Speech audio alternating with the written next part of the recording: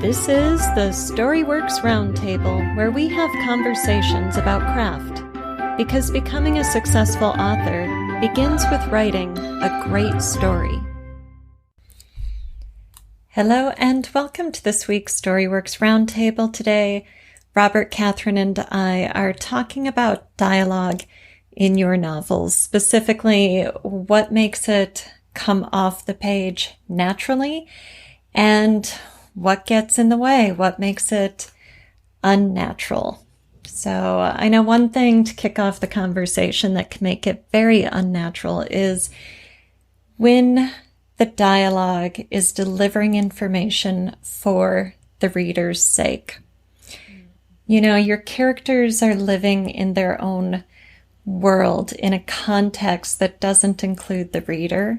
It's the world of the story, and those characters have a relationship, whether it's new or old, friendly or antagonistic, but there's context around every word they speak to each other, and that context does not include the presence of the reader. So whenever information is being delivered through dialogue to the reader, that's something that really jumps out at me. Have you encountered that, or have you struggled with that in your writing? Well, Alida, as a professional editor of several best-selling non-fiction books across the world that people use to improve their characters and their plot and their emotional arcs, you would well know. Why? Okay, insert plug by Robert. Thank you. You definitely come across it. I mean, and it's not restricted, I think, to any specific genre or author or even whether it's traditionally published or not. It seems to be something that some authors easily fall into, that they've got to somehow jam a piece of plot in or some key information in there, and so they have a character speak it. And it is awkward. Mm-hmm. That's for sure. And the rule I understood was that you can't have characters explain to each other things that they would already know, because it doesn't make any sense. We don't sit around and do that at home. Right. So yeah, I've definitely come across it. Yeah. I don't think I've struggled with it too much. Well, the one that I struggled with is I tend to put names in, and so then in first draft, so then I have to go and take them all out. I'm revising. And I was just recently revising some text and thinking, oh, why have I put that name in there? That's stupid. And as soon as you take it out, it immediately sounds more natural. You mean... naming each character a leader. Yeah, you mean because people don't do that in conversation, right? Well, I'll tell you who does do it, salespeople. You go to a car yard, they'll find your name and then they'll reuse it over and over because it's such a big rapport builder. But right. Norman. We don't. Yes. I never would have thought of that. So you could have somebody in your book use that in dialogue and then have that immediately turn the reader off, like, ooh, I don't like this guy. Why do I not like this guy? Yeah. If they want something to come across sleazy, Catherine, then... Thank you, Robert. Yes, I'm thinking now about how much I do this in life and how much I do this in my writing, and I have noticed in the scenes I'm drafting that when the moment is more serious or emotionally intense, my characters will use each other's names more than they would otherwise. And, maybe we do that in real life. Maybe I do that in real life. I'm not sure I can quantify it, but I definitely find myself using the name more as the intensity of the moment cranks up. Mm-hmm. Character to character. They speak each other's names. When I was a kid and Mum was yelling up the stairs, Robert! There are times to use it judiciously. But, you kind of alluded to it earlier on, is what do we do in real life? And I think one of the issues is that authors, inexperienced authors, I think this doesn't happen so much when you've gone through a few revisions or had a professional editor look at something, tend to write dialogue as if it is real life, and that's just going to pad out your book so badly because there's just so much rubbish that we speak that you've got to take all that out. Yes. I'm sure we could do it on this very podcast and just remove a whole load of irrelevant rubbish. Oh, no, Robert, our speech is clean. We are tight with our verbal communication at the Storyworks Roundtable. Always. This is why I love some of these. I mentioned it, a few weeks ago on the Robert B. Parker things that I've been reading. The dialogue is so good, and it's sparse, but it doesn't feel like it's too little. You know? I mean, there's a style thing there. There's that Elmore Leonard, Raymond Chandler sort of choppy style. So for sure, it's not flowery, literary prose. There are differences, but it still doesn't sound unnatural. It doesn't read unnatural. But if people actually spoke like that to each other in real life, it probably would be weird.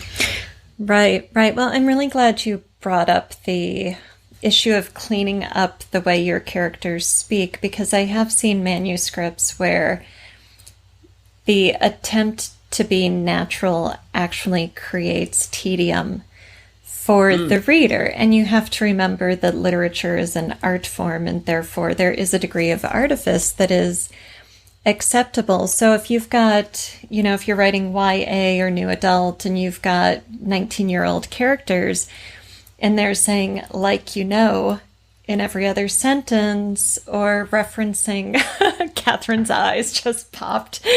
So if you're on audio only, yes, the horror. The horror. Reading those insertions that we either accept or tolerate verbally becomes a nuisance, and it really drags down the prose of your story. It kills the pace of your dialogue because it is filler. It's garbage. Right.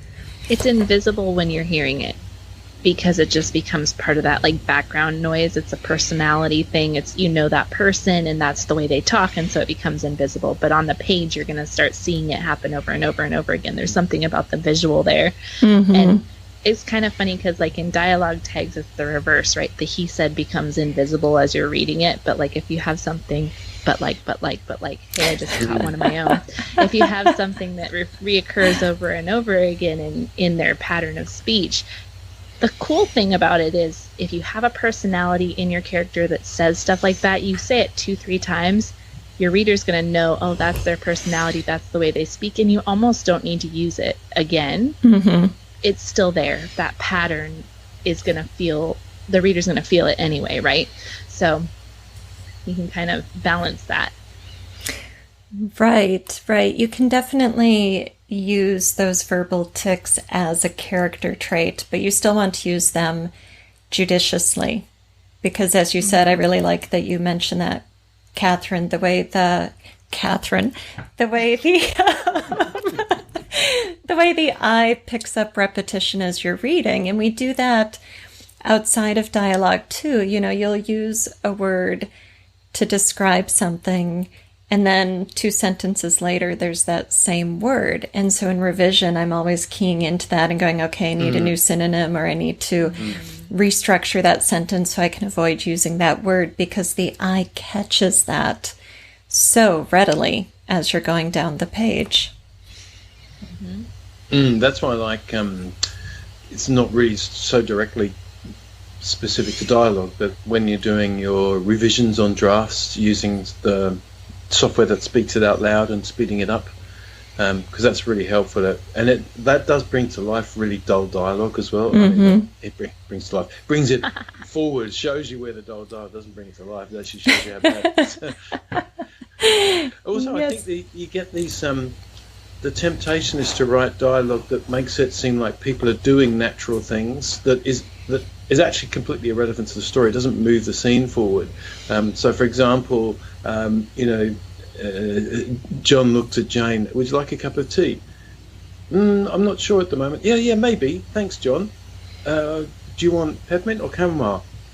Oh, I don't think I've tried either of those before. What do you recommend? And all of a sudden you think, okay, where's Chekhov's gun in here? What's going to happen? Is he poisoning the tea? Yes. Then nothing happens. And you go, why was that there? Right, right. And you're thinking, okay, the author is giving this scene so much ink. This must be really important dialogue. I meant to pay attention to it. And at the end of the page, you think, oh, John just gave Sue a cup of tea. Why did I read that? All you had to say is insert narrative. John made tea for them. And then, right, and you get on with the story. You could even include that, hey, do you want a cup of tea? Sure, continue. Tea arrives, right? And then it can become the action beat in between the dialogue. Right, But if you need something to break it up. But without spending more than momentary, we're having tea. Right. I'm just going to pick. Yeah. Yes. Yeah, and another danger with that scenario is that the dialogue starts reading like a play instead of a novel. But in a play, you would have John and Sue doing things on stage. So if the dialogue is about the tea, then the action, the physicality, the set, the lighting, the mood would be advancing the story. And the action wouldn't be about the tea because the story's not going to be about the cup of tea, right? So if you remove your narrative, if you shrink your narrative down and just give the reader that dialogue, then you've got a page of nothing. Right. You know, you've got a page about a cup of tea, and that doesn't help your story. No. John says, would you like a cup of tea? Sue says, you know I hate tea. Right. And then there's you've a got reason something interesting. Yeah. Right, and then you create tension. Mm-hmm. Yes, and I was noticing while you were performing your dialogue, Robert, that, and I do that for audio people, because you can't see the, right. I know, and actually, I look at you two when I'm talking to you individually, but I don't know that you're in the where I'm placed on your screen. Yes, can you tell there's eye contact? Does it come across? We're recording in stereo, so you can't sort of say on the left. Yes, yes. Say you stage right. No, but you added a performative element to your dialogue, your voice, your inflection, your intonation, the way you paused, the way you breathed. You were moving through the dialogue with a performance. Right. And a lot of writers, I can tell when I'm editing somebody's work, they are performing this dialogue as they write in their heads. And so they think it's imbued with meaning or emotion. But as a reader, nothing is there. All you get are the words on the page. And so if the words chosen, if the punctuation properly used is not conveying an emotion to the reader, it doesn't exist. It doesn't matter how it sounds in your head. That's not what the reader gets. And so I like what you said about having the machine, having your computer read it back to you, because the machine won't do that. The machine can't perform it for you. Yeah, I was, as you were talking about that, I was thinking about this difference between literal action and essential action that the actors use. So the literal action is what's happening. They're making a cup of tea, if we go back to that inane example. But there's always supposed to be essential action underneath that, which is, what is the character attempting to achieve? Are they trying to bond? Are they trying to deflect conflict? Are they trying to build rapport with someone because they want to establish a relationship? There's got to be something going on. So the problem is that when you've got dialogue that inane and there's nothing going on, there is no essential action, then that's a flawed scene already. Wouldn't matter what they're doing. They could be talking about something really interesting, but if there's no reason for it, for either character or characters, then it wouldn't matter at all. And I like what you said. You've got non-verbal tics in anything visual. So on a stage play or a movie or a film or whatever, a TV show, the actors are going to be doing things, raising an eyebrow, glaring at someone over the lip of the teacup. There'll be things that, as Catherine said, you can then use to drive that essential action forward. And of course, you can always, do the great thing of, I hate tea, she said angrily. That's the best way to write dialogue. You can put these emotional things in everywhere. Yes, adverb. Immediately, he said, cleverly. Or you can use your narrator to be the lens on the scene and actually show us crucial, specific details that bring those elements to life in lieu of turning a script over to an actor. So, I hate tea. Sue began digging under her fingernail. Okay, well, that's a sign. That's body language that suggests agitation. Yeah. Right. And so you incorporate something like that instead of Sue said, or Sue said bitterly, or and then you give the reader that visual and emotional cue concisely. It doesn't take a lot of ink to add that element in there. Right. And better to do that than use an adverb, as your dialogue tag or dialogue descriptor. As Catherine said, the he said, she said thing pretty much disappears. And even when it's used heavily, it's interesting how much it disappears. I, again, was noticing in these Robert B. Parker books how much he dialogue tags he said, or, Spencer said. And it just vanishes. And I actually wouldn't use them that much. I would do, establish the shot and then try and remove as many as I could because it feels like it moves faster. And yet he's got this choppy dialogue that I think is fast moving, and then I suddenly noticed, hang on a minute, there's he says everywhere. Because he gets away with it, So it can be done, I guess. If you're listening to this podcast, you are probably a writer, and you've maybe heard me talk about the StoryWorks reading series. It is the new branch in the StoryWorks family tree. It is a literary journal podcast. That's right, a hybrid, a literary journal for your ears with a print anthology at the end of the year of the best of the podcast. I am open for submissions and I want to see your best prose right now. I am taking both fiction and creative non-fiction. You can read the guidelines and submit your work at storyworkspodcast.com/submit. What are you waiting for? It's time to see your stories published and sit on the other side of this microphone from me. Have a conversation about your storycraft. Right. Well, and it's our friend, those he said, she said, because they become invisible, they are friends to us. When you start adding those descriptive adverbs or changing said into something, shouted, hissed. There's one of my pet peeves. Stop saying he hissed. Oh, right. Then those do stick out. And if they aren't working effectively, then they... Scooby-Doo, it's okay to have your characters barking, I reckon. Yes, exactly. Scooby-Doo can bark. And Scrappy-Doo especially. But we digress. But, okay, where was I? What was I saying? Robert.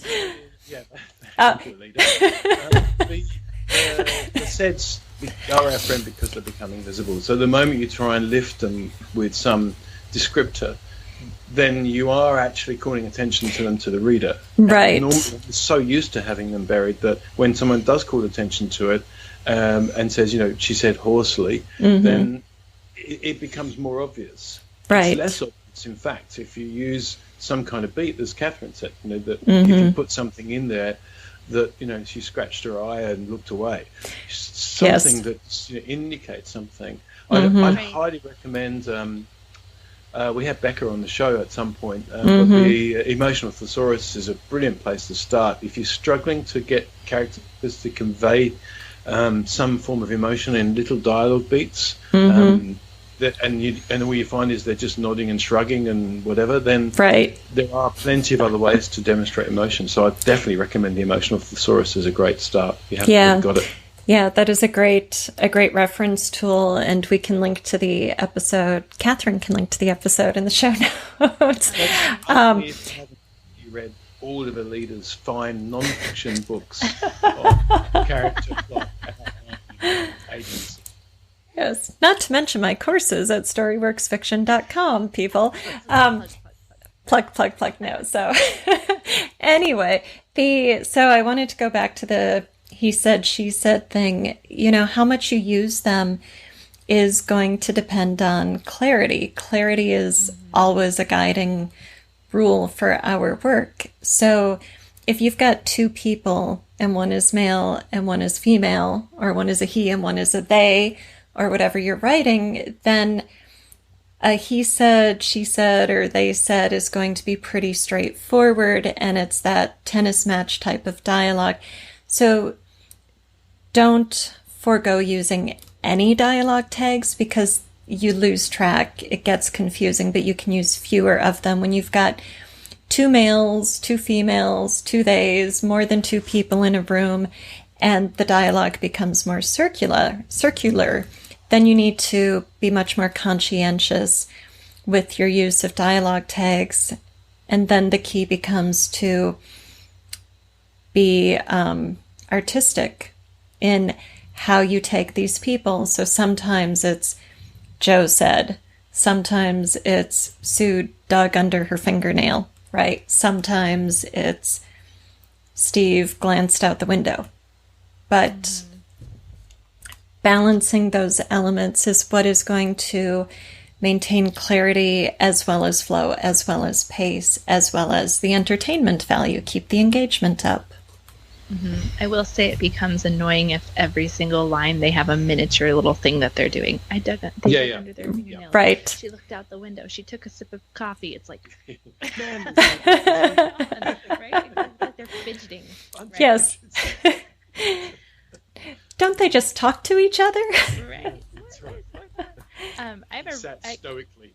if we could take a right turn into long dialogue. Sure. I was reading something the other day where it was a multi-paragraph, like a monologue. There was a storyteller happening. But what about long dialogue where somebody is speaking for a long period of time, multiple paragraphs and things like that? Like, how do we handle that without that coming off as like, oh my gosh, they're still talking to the reader, etc., when it is necessary?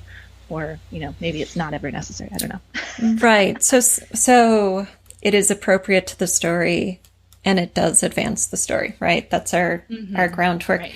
There's our caveat, yeah. Yeah, you don't want the reader to forget what is actually happening. So the dialogue is being spoken. So you might have a paragraph of dialogue and come to a point where if a person was actually speaking these words, it would be natural to take a breath, to pause and reflect for a moment, to change your body position and insert that in narrative, right? Just enough to keep us in the present moment with the speaker instead of tuning out the action and slipping into the monologue as though it were just a piece of narrative. Right. That makes sense. So you keep that sense of setting and that sense of what is going on outside of just the speaking. Right. And if you think of a monologue being performed on the stage, let's say the stage lights are mostly down, but there's a spotlight, that speaker becomes the sole focus of the audience's attention because the set has been blacked out. Any other characters on the stage have been cast into shadows. And you, in essence, do that on the page when you give a character such a lengthy piece of spoken text, right? But there might come a moment when the emotion ramps up in what is being said, where the character might move and the spotlight might follow, or the lighting might change. We might see another character or a piece of the set. We might see somebody's reaction to what's being said. We might... the character might not move, nothing else might be illuminated, but maybe the character slumps, the body posture changes, and there's that moment of quiet when you let the last word spoken settle on the audience. And our novels, we are creating dramatic effects within our reader's experience. Right. So keep those things in mind. What do you want the reader to feel in this moment? And if you don't want the reader to just, blow down a page of dialogue and not absorb any of it, insert that pause, make it happen, just like an actor would on the stage. I also have something to say about that as well, with the respect to the steadiness of the state, which links to what you were saying earlier about the ups and downs, the dramatic ups and downs. None of us do particularly well with a continuous state. And let me explain this a bit further, because I used to teach people presentation skills, and one of the biggest issues is lack of vocal variety, lack of movement, lack of topic variety, insufficient changes in speaking pace. So we would coach them on how to make things interesting, especially as I was teaching corporate speakers, often with dry subjects. I remember we had one guy, and all he did, and I would teach people to move, not excessively, but at least keep some movement going. And then one guy got up, and we were critiquing each. They had to come with a presentation, and he came in, sat on a stool, put up one slide, and it was a spreadsheet. And he spent his entire 5-minute talk on that. And it was the best one of the day. And the reason why is because he just drew attention to a very specific cell in the spreadsheet. He said, remember that? What date did that happen? He said, you know when Anne was out on the road and we had those problems with those specific products? I won't mention the name. And all of a sudden, everyone in the audience says, oh, yeah, that's right. We had that big drama, didn't we? And all of a sudden, there's a story. Mm-hmm. So what the audience needs is they need the ability to feel different states. So if he'd have just sat there and talked through every cell on the spreadsheet, it would have been a single state of absorption of knowledge or of numbers maybe. And that can be very boring, because any steady state is really boring. You just want to break it after a while. That's why people, who have been on a plane for hours, you've just got to get up and walk, and you have to do something. It's why you leave a movie theatre, you want to stretch, or you want to, go for a coffee or something. And I think the problem with big blocks of dialogue is twofold. First of all, as Alida said, the dramatic intention. If it doesn't vary very much, then you effectively intentionally or unintentionally put the reader in a steady state, which means that they will then tend to drift off, and they may then end up skipping big blocks. So one tip, as Alida said, is to bring the emotional intensity up and down, and the other trick is to visually break it up. So as you said, put either dialogue tags and beats in there, or simply just break up the paragraphs, so that when you come to it, because when Catherine first mentioned this, I thought, oh, right, here we go. Ayn Rand's Atlas Shrugged, 100 pages of one speech. I've read it a couple of times, and you just end up turning the pages to go, okay, yeah, I know what you're trying to say here, Ayn. I get what your diatribe is. Can you just cut it down a bit? It's 100 pages of this guy giving a speech on the radio. And it's dense, it doesn't break up much. It's interesting, I mean, she was a divisive figure in her political philosophy, but it's still interesting. But 100 pages? Holy moly. So if you want to watch how somebody who paved the way and won some readers over and had some other readers hating it, there's a good example.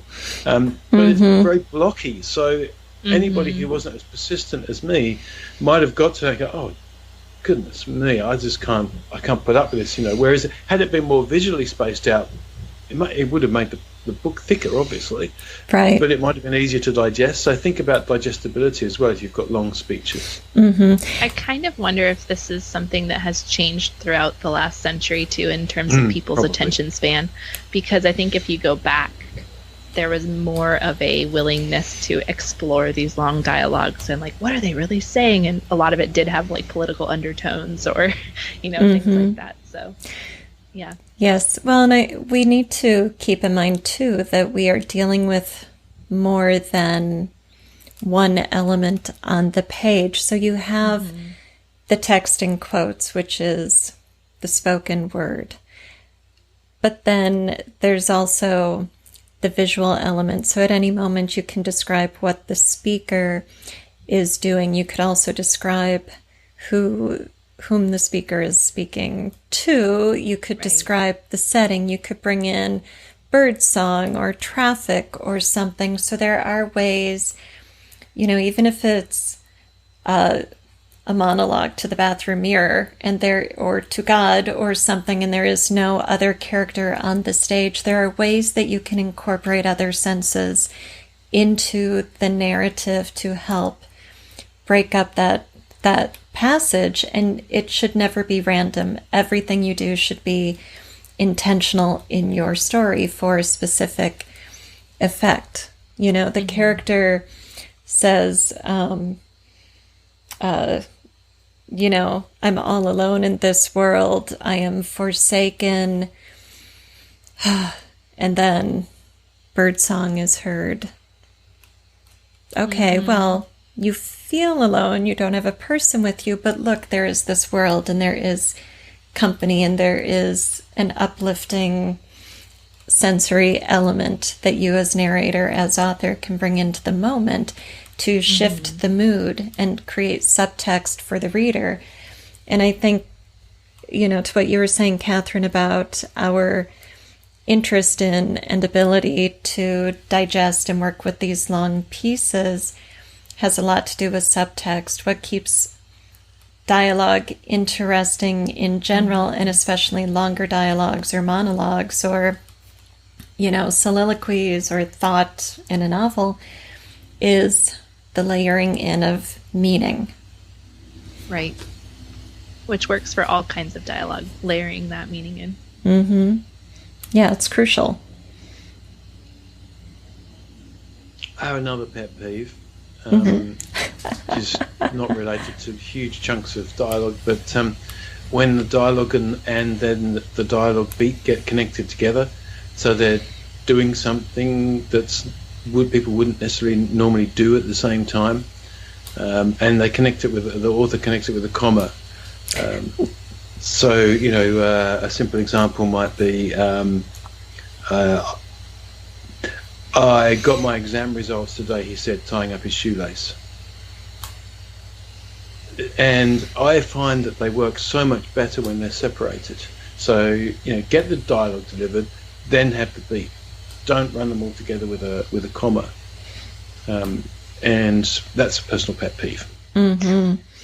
Yes. Yeah. And then you also have to ask, why is he tying his shoe while he's talking about his exam results? How do those things go together? Let's say the guy tying his shoe, Billy, is, a college student who's home for the holidays, and